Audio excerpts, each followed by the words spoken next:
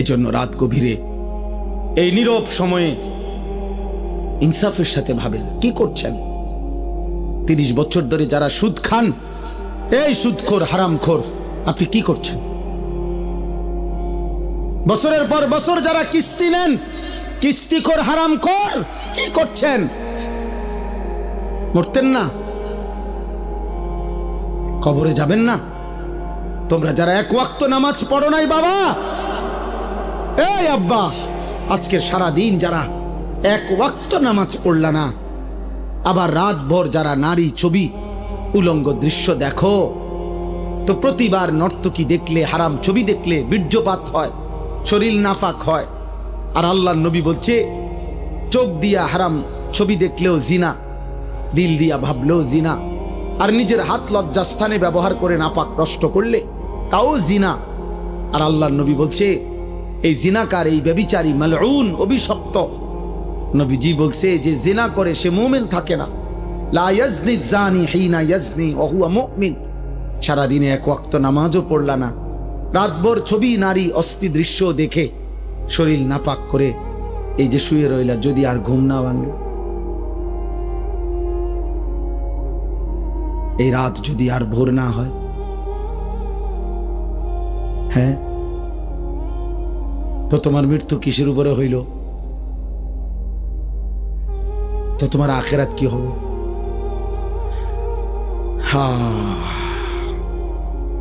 আমার একজন আপনজন এরকম, উনি ভালো মানুষ ছিলেন, কিন্তু এই রাত্রিবেলা দরজা বন্ধ কইরা, লাইট বন্ধ কইরা স্বাভাবিকভাবে ঘুমাইছেন।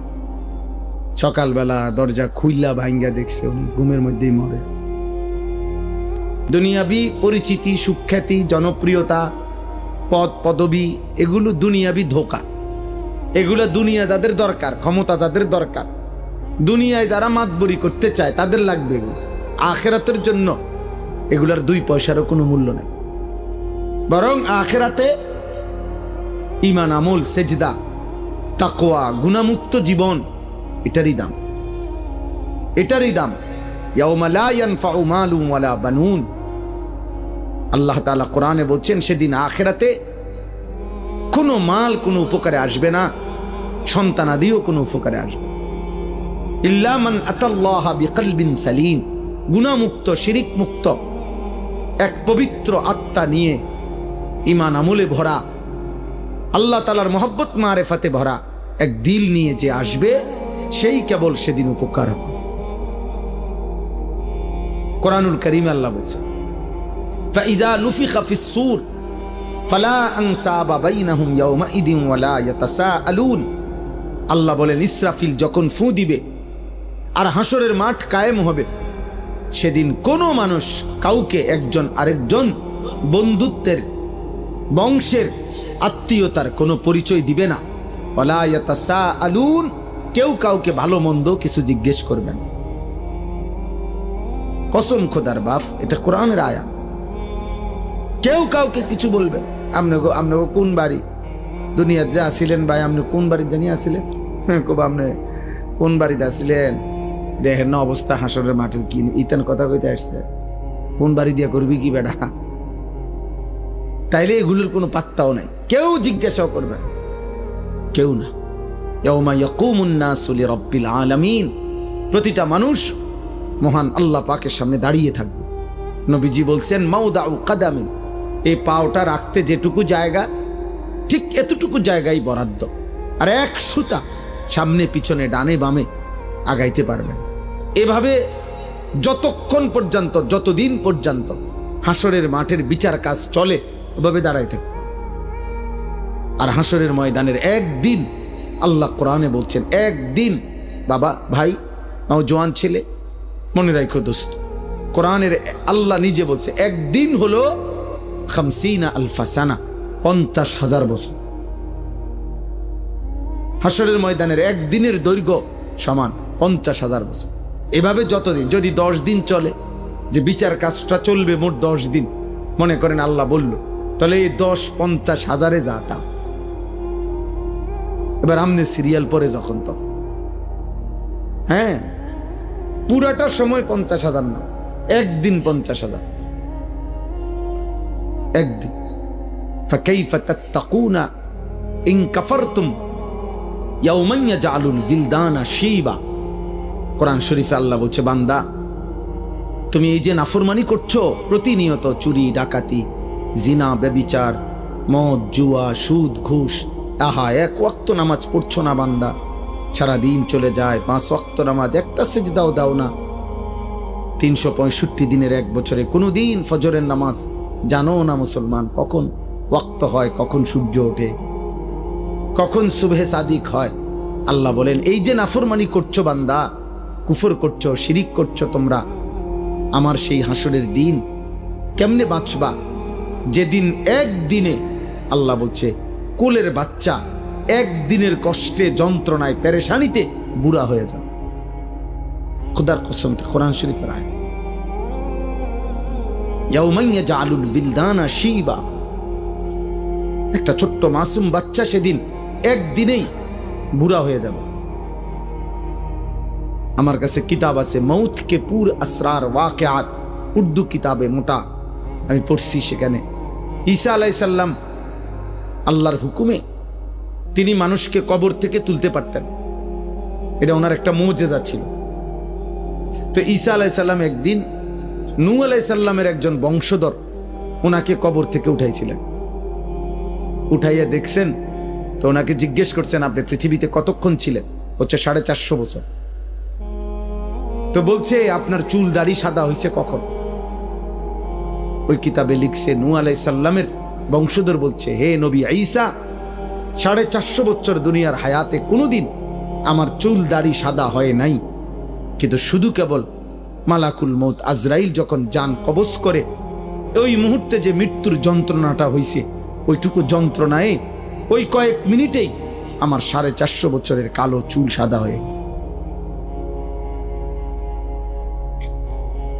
ওয়াজাআত সাকরাতুল মাউত বিল হক।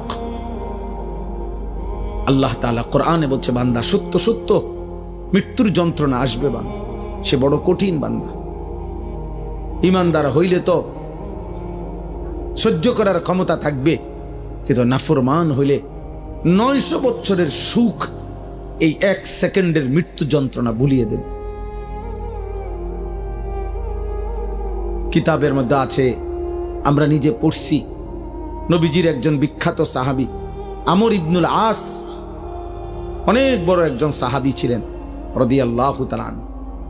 ওনার মৃত্যুর পূর্বে ওনার সন্তান আব্দুল্লাহ, তিনি ওনার আব্বাকে জিজ্ঞেস করছিলেন, এই সাহাবীকে, যে আব্বা, এই মুহূর্তে আপনি নবীর শ্রেষ্ঠ সাহাবী, বড় সাহাবী, আপনি মিশর বিজয়কারী সাহাবী, এই সাহাবী মিশর বিজয় করেছিলেন, আপনি এই মুহূর্তে মৃত্যুর পূর্বে আপনার সাকরাতুল মাউত, মৃত্যুর যন্ত্রণাটা কেমন হচ্ছে, আপনি একটু বলবেন? তখন ওই বাবা নবীর সাহাবী ওনার সন্তানকে বলতেছিলেন, ইয়া বুনাইয়া কাআন্না জিবালাদ দুনিয়া আলা সাদরি, হে আমার সন্তান, কসম খোদার বাপ, আমার মনে হচ্ছে মৃত্যু যন্ত্রণার এই মুহূর্তে পৃথিবীর সমস্ত পাহাড় আমার বুকের উপরে চাপ দিয়ে রাখছে। ওই ছেলে, ওই ওঠো, মোবাইল বন্ধ না করতে বলে সরে যাও, ওঠো। তো এটা ধরে রাখছো কেন?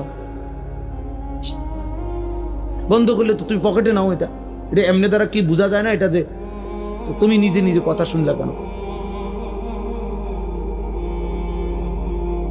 জি মা, আমার এটা ইচ্ছা করে আমি কষ্ট দিই, হয়তো ধমকটা দিলাম, এটার উদ্দেশ্য ভাইয়া তোমার ফায়দা, তুমি তাকায়া শোনো, দেখবা ফায়দা হয়। এ তো মালিকের কথা, রবের কথা, আল্লাহর ওয়াদা, এটা ফাসতামিউ লাহু ওয়া আনসিতু, আদেশ। আল্লাহ বলছে, আমার বান্দা আমার কথা মনোযোগ দিয়ে শোনো, চুপ থাকো, লাআল্লাকুম তুরহামুন, আমি আল্লাহ ওয়াদা দিলাম তৎক্ষণাৎ তোমার উপরে রহমত বর্ষিত হবে। কসম খোদার, এটা কোরআন শরীফের আয়াত। আল্লাহ বলছে, আমার কথা যখনই বলা হয় তুমি চুপ থাকবা, মনোযোগ দিয়ে শুনবা, তোমার উপরে রহমত বর্ষিত হবে। রহমত বর্ষিত হবে মানে আল্লাহ তোমাকে আমলের তৌফিক দিবে, আল্লাহর কথা মানার যোগ্যতা দিবে। আগে দেখবেন আপনাদের আমলে, মুরব্বীদের আমলে, আগে যখন ওয়াজ করতো হুজুররা, মুরব্বী হুজুররা আমাদের, ওনারা বলতো কথা, বয়ান কুদ্দুর ফর করে কইতো, গভীর মনোযোগ, কইতো না কথা, দিলের কান দিয়ে শোনেন, আগে এটা বলতো, মানে মনোযোগ দিয়ে শোনেন, আল্লাহর কথা দোস্ত, একদিনে সবাই বদলাবে না। একদিনে কেউ জুনায়েদ বাগদাদি হয় না, একদিনে কেউ বাইজিদ বোস্তামি হবে না। উনি নিজেও একদিনে হয় নাই। বাইজিদ বোস্তামি একদিনে বাইজিদ বোস্তামি হয়ে গেছে। আব্দুল কাদের জিলানী একদিনেই এত বড় আউলিয়া হয়ে গেছে।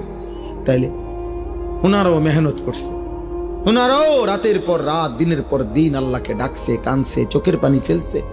তো বিনিময় আল্লাহ তাআলা তাদেরকে সাইয়্যিদুল আউলিয়া বানায় দিছে, আউলিয়াদের সর্দার বানায় দিছে। এজন্য আল্লাহর কথা দিল দিয়া শুনলে বাবা। তোমরা অনেক ছেলে আছো যারা কোনোভাবেই মনে করতেছো বাবা, কোনোভাবেই আল্লাহর কথাকে পাত্তা দাও না। মনে রাখো আব্বা, এটা বাস্তব কথা হইল, এটা তোমার কিন্তু সুখের চিহ্ন না, তোমার উপরে আল্লাহর লানত, বদনসিব। আমার ভাই, আমার কথা মনে করো। তুমি একটাবার ভেবে দেখো, আপন মা বাপ পর্যন্ত তুমি 365 দিনে, খোদার 1 বছর কোনোদিন ফজরের নামাজ পড়লা না, অথচ তোমার মা বাপ জীবিত ঘরে আছে, ওরাও তোমারে কোনোদিন ডাকলো না। আহা, এভাবে প্রতিটা ভোর তোমার জীবন থেকে সেজদা ছাড়া চলে যায়। অথচ কিতাবের মধ্যে আছে সকালবেলার কুত্তা আল্লাহর কাছে বলে, মাওলা এই চোখে যেন আমি প্রথম কোনো বেনামাজিকে না দেখি। আহ, তোর মতো নাফরমান কুত্তাও দেখতে চায় না, তোরে কুত্তা ঘৃণা করে, কুত্তা। কার জন্য সাজলি বেটা? কি এর পাউডার লাগাইছো? কিসের চুলের ফ্যাশন করছো? কে দেখে তোমাদের এই চুল চেহারা? তোমার সমবয়সী কিছু অসৎ বন্ধু ছাড়া, তোমার সময় না তোমার লগে ঘুরে গাড়ে এরকম কিছু ফালতু ছেলে ছাড়া তোমার চুল চেহারার প্রশংসা কোনো ভদ্রলোক, কোনো ইমানদার জীবনে করছিনি। তোমার বিবেক থাকলে কও। একটা ছেলে বলো পৃথিবীর কোন সভ্য মানুষ, ভদ্র মানুষ, যে বাবা তোমার এই চুল দেখে মনে হইতেছে তুমি একটা নেককার ছেলে, তোমার চেহারা দেখে মনে হইতেছে তুমি একটা ভালো বংশের ছেলে। তাইলে তোমার এই অসৎ চেহারা তো তুমি তোমার বাপকে অপমান করলা। কিরে তুই কোন ঘরের পুত্রে, তোর দেখতে ফুটটা ঘরের মতো লাগে। তাইলে এই কথা যদি বলে তো তুই কাকে অপমান করলি? বাপ নিজে তো অপমান হলি, তোমার বাপকেও তো অপমান, তুমি তো তোমার বংশকে অপমান করলা। কোন বিবেকবান তো তার ইজ্জত নষ্ট করে না, সম্ভ্রম নষ্ট করে না। আত্মমর্যাদা, আত্মসম্মান যারা আছে, সে প্রয়োজনে ধুকে ধুকে মরে যায়, সে প্রয়োজনে অনাহারে মরে যায়, কারো কাছে হাত পাতে না। এটা হলো গায়রত, আত্মসম্মান, আত্মসম্মান, আত্মমর্যাদা, গায়রত। এটা এক মানুষের শ্রেষ্ঠ সম্পদ, এটা আত্মসম্মান, আত্মমর্যাদা। এটা অহংকার না। অহংকার তো হলো বড়াই করা, আমার ইমান, আমি মুসলিম। কাফের বেঈমানেরটা যত সুন্দর লাগুক, ওদের কাছে সুন্দর। আল্লাহ কোরআনে বলছেন, ইন্নামাল মুশরিকুনা নাজাস, সমস্ত মুশরিক নাপাক। অতএব বেটা, মুশরিকের চুল চেহারা, মুশরিকের লেবাস পোশাক, মুশরিকের আচরণ উচ্চারণ, মুশরিকের খাদ্য খাবার স্টাইল সব নাপাক, সব নাপাক, সব নাপাক। স্টাইল দেখাস বেটা, কোথায় পড়ালেখা করছ বেটা? আহাম্মক, কোন বেঈমানের মতো চুল রাখছ বেটা? কি পড়ালেখা করলি বেটা? কি গোড়ার ঘাস পড়লি? কলেজে তো আমরাও পড়ছি বেটা। আমি তো কুমিল্লা ভিক্টোরিয়া কলেজের ছাত্র, আমি তো কুমিল্লা ভিক্টোরিয়া কলেজ থেকে মাস্টার্স পাস করছি। সার্টিফিকেট দেখবা, চলো আমার লগে। আত্মসম্মান থাকবে না? আমি মুসলমান, আমার বাবা মুসলমান, আমার চুল কেন হবে বেঈমানের মতো? আমি ইমানদারের ঘরে জন্ম নিছি, আমি কেন পেশাব করে পানি নেব না? তুমি কুকুর, তুমি হাইওয়ান, তুমি জানোয়ার, তুমি কা পেশাব করে পানি নাও না? তুমি কোনোদিন কুত্তা দেখো নাই? তুমি দেখো না কুত্তা পেশাব করে পানি নেয় না? তুমি দেখো না কুত্তা কোনোদিন টয়লেট পেপার ব্যবহার করে না? তোমার মধ্যে এতটুকু বিবেক থাকবে তো, কি আমি কিতা, আত্মসম্মান তো থাকবে, আত্মপরিচয় তো থাকবে।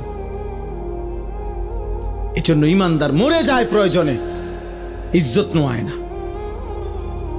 এই 1450 বছরের ভিতরে হাজার হাজার কোটি কোটি ইমানদার পৃথিবীতে বহুবার জালেমের সামনে জীবন দিছে, রক্ত দিছে, শাহাদাতের খুন পান করছে, কিন্তু ইজ্জত দেয় না, সম্মান দেয় না, ইসলামকে বেইজ্জতি হতে দেয় না,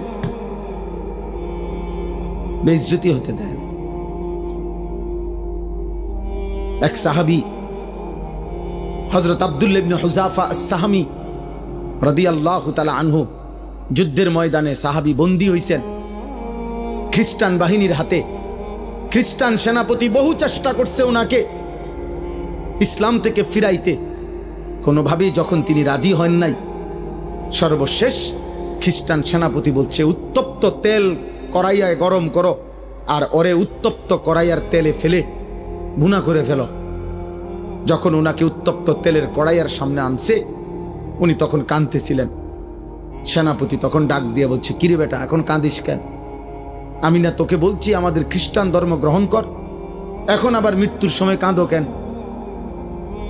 তখন ওই সাহাবী বলছে, বেঈমান, আমি আল্লাহর কসম করে বলছি, আমি মৃত্যুর ভয়ে কাঁদি না, বরং আমি আমার আল্লাহর কাছে কান্দে কান্দে বলতেছিলাম দিলে দিলে, মাওলা, আপনি তো আমারে কেবল একটা জীবন দিছেন, এজন্য একটাই এখন শহীদ হব। আপনি যদি আমারে 100 বার হায়াত দিতেন, আর আমি যদি 100 বার আপনার রাস্তায় শহীদ হইতে পারতাম। ওই সেনাপতি তখন ছেড়ে দিছে ওনারে, বলছে, হায় হায়, মৃত্যু যাদের এতটা প্রিয় তারা তো মৃত্যু দিয়া কষ্ট দেওয়া হইল না, তাইলে আনন্দ না দেওয়া, ছেড়ে দিছে। তখন হযরত ওমর রাদিয়াল্লাহু তাআলা আনহু যখন তিনি মদিনায় ফিরে আসছেন, এই সাহাবী হযরত ওমর রাদিয়াল্লাহু তাআলা আনহু বলছেন সমস্ত সাহাবীদেরকে যে লাইন ধরো, সব লাইন ধরো। লাইন ধরে বলছে, সর্বপ্রথম আমি ওমর খলিফাতুল মুসলিমিন তার কপালে চুমা দেব, আর তোমরা ভাই সিরিয়াল সবাই মুহাম্মদ আরবির এই সৈনিক, এই সাহাবীকে তোমরা সবাই কপালে চুমা দিবা। আত্মসম্মান শিখো বাপ, বেঈমান তোমা করে পচায় লাইছে। একটা সামান্য ডুগডুগির মতো একটা বান্দররে যেমনে নাচায়, আহারে বাপ তুম করে এমনি নাচাইতে আছে। যখন যেই ডিজাইন কয় বেঈমানে, তোমার কাছে ওইটাই পছন্দ হয়, তো তোমারে বান্দরের চাইতে নিকৃষ্ট বানায় লাইছে। বান্দরও তো এত নাচা নাচে না। তোমরা দুশ্মনের কাছে যে পরিমাণ হেরে গেলা, নাচে নাচা শুরু করলো। কতবার বদলাইছো ছেলেরা বাবা বলো? আজকে 1 বছর 2 বছরে কয়বার চুলের ডিজাইন বদলাইছো? কতগুলো জামা বদলাইলা, কত ডিজাইনের প্যান্ট বদলাইলা? কই আমরা তো আলহামদুলিল্লাহ বুঝ হওয়ার পর থেকে আমরা মাদ্রাসাওয়ালারা আলহামদুলিল্লাহ আর কোনোদিন এই জামা পোশাক টুপি, এই দাড়ি টুপি বদলাই নাই। আমরা বিশ্বাস করি কলিজা দিয়া যে এই টুপি, এই দাড়ি, এই চুল, চেহারা, এই লেবাস পোশাকের সাথে আমার নবী সাল্লাল্লাহু আলাইহি সাল্লাম, সাহাবায়ে কেরামের সম্পর্ক আছে। আমার সনদ আছে, আমাদের সমস্ত পাঞ্জাবি টুপি লুঙ্গির সনদ আছে যে নবীজি সাল্লাল্লাহু আলাইহি সাল্লাম এগুলো পরতেন, সাহাবারা পরতেন। তোমার চুলের সনদ কও, তোমার সিবা প্যান্ট কে পরছে পৃথিবীতে প্রথম, তুমি কও। হ্যাঁ কও, তুমি কও না আব্বা। বলে আমার এই ডিজাইনের চুল সর্বপ্রথম পৃথিবীতে যিনি রাখছেন তিনি হলেন এমন বড় দার্শনিক পণ্ডিত, এত বড় মহামানব যে যিনি আটলান্টিক মহাসাগর জায়গার থেকে সরাই লেছে। কথা কও, একটা গুণ বলো বেটা, অপদার্থ কোথাকার। জন্মেরও তো ঠিক নাই ওইগুলার। যাদের চুল কাটিং নিছ তাদের অসংখ্য ব্যক্তিত্ব জন্মেরও ঠিক নাই, বংশেরও তো ঠিক নাই, কোন জাত ফাতে তো নাই বেটা। এত কাপুরুষ হলি কেন বেটা? তোমাদের কারণে হেরে গেলাম আমরা বেটা। মুসলমানের কিশোর নওজোয়ান, মুসলমানের যুবক, তোমাদের কারণে হেরে যাচ্ছি আমরা। কাল্লা সাউফা তা'লামুন সুম্মা কাল্লা সাউফা তা'লামুন আলহাকুমুত তাকাসুর হাত্তা যুরতুমুল মাকাবির। আল্লাহ বলে দুনিয়ার নেশা বান্দা তোমাদেরকে পাগল করে দিল, দুনিয়া বাড়াইবার নেশা তোমাদেরকে আখিরাত ভুলিয়ে দিল, দুনিয়ার মধ্যেই দুনিয়ার লোভেই ব্যস্ত করে দিল। আল্লাহ বলেন হাত্তা যুরতুমুল মাকাবির, বান্দা মনে রেখো এভাবেই একদিন তুমি কবরস্থানে পৌঁছে যাবা। সুখে থাকলেও মরে যাবা, দুঃখে থাকলেও মরে যাবা, হাসলেও মরে যাবা, কাঁদলেও মরে যাবা। রাজপ্রাসাদের অট্টালিকায় থাকলেও মৃত্যু হবে, জীর্ণ কুঠির কুড়ে ঘরে থাকলেও মৃত্যু হবে, সেজদা দিতে দিতে আব্দুল কাদের জিলানি হলেও মৃত্যু হবে, কুফরি আর নাফরমানি করতে করতে ফেরাউন নমরুদ হলেও মৃত্যু হবে। থাকতে তো পারবা না বাপ। ওয়াজাআত সাকরাতুল মাউতি বিল হক যালিকা মা কুনতা মিনহু তাহিদ। আল্লাহ বলে মৃত্যুর যন্ত্রণা তো আসবেই, আর এই মৃত্যু থেকেই তো তুমি পলায়ন করেছিলে। বারবার অসুখ হইছে আর তুমি দৌড় দিয়া ডাক্তারের কাছে গেছো, 2 টাকা 20 টাকা 200 টাকার ওষুধ খাইছে, ভালো হয়ে গেছো। তুমি ভেবেছো তোমার আর মৃত্যু হবে না। আল্লাহ বলে না বান্দা, মৃত্যু তো আমি বারবার দেই না, অসুস্থতা না বারবার দেই, পেট ব্যথা বারবার দিতে পারি, মৃত্যু বারবার দেই না, জ্বর সর্দি বারবার হয়, মৃত্যু বারবার হয় না। মৃত্যু তো একবারই হয়। মৃত্যু থেকে যদি 2 বার 4 বার বাইচা যাইতা তাইলে না তুমি নিশ্চিত হইতা। জ্বরের থেকে না বাঁচছ, সর্দি থেকে বাঁচলা, মৃত্যু থেকে তো বাঁচো নাই। তাইলে তুমি অহংকার করছো কেন? মৃত্যু তো একবারই আসবে, একবারেই নিয়ে যাবে। ওয়ালান ইউআখিরাল্লাহু নাফসান ইযা জাআ আজালুহা। আল্লাহ বলে বান্দা মৃত্যু যখন চলেই আসবে আর 1 সেকেন্ড দেরি করবে না, আমি আল্লাহ কাউকেই কোনো সুযোগ দেব না। দেবে? হ্যাঁ না না। কাল্লা ইযা বালাগাতিত তানাকি ওয়া কিলা মান রাক ওয়া যান্না আন্নাহুল ফিরাক। আল্লাহ বলে নাফরমান যখন মৃত্যুর সময় হয়, আজরাইল যখন তার রূহ ধরে টান মারে, রূহটা তখন কণ্ঠনালীর কাছে আইসা ভিড়ে যায়, এখানে আটকায়া যায়। তারা কি মানে কণ্ঠনালী। আল্লাহ বলেন তার আত্মীয় স্বজন তখন চিৎকার করে বলে, ওজা ডাকো, বৈদ্য ডাকো, কবিরাজ ডাকো, ডাক্তার ডাকো, অ্যাম্বুলেন্স আনো, মানুষ ডাকো, আমার বাপকে ধরো, আমার বাপ চলে যায়। ওয়াযান্না আন্নাহুল ফিরাক। আল্লাহ বলে ও কিন্তু ঠিকই বুঝে ফেলেছে আজকে তাকে দুনিয়া ছেড়েই দিতে হবে। আজ তাকে চলেই যেতে হবে। আজকে সে বুঝে ফেলেছে আজ আর থাকতে পারবে না। আজকে এটা সর্দি না, এটা মৃত্যু।